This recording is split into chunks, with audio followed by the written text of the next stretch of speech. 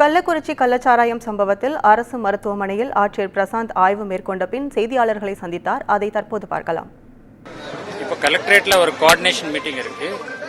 நாங்கள் இங்கே நோயாளிகளுக்கு தேவையான அனைத்து ஏற்பாடுகளும் அரசு சார்பில் செய்யப்பட்டிருக்கிறது. அவங்களுக்கு உடனடியாக ட்ரீட்மெண்ட் எல்லாம் கொடுக்கப்பட்டு வருகிறது. நோயாளிகளுக்கு என்னெல்லாம் மருந்துகள் வேணும், அதுக்கு தேவையான டாக்டர்ஸ் அனைத்து ஏற்பாடுகளும் செய்யப்பட்டுள்ளது.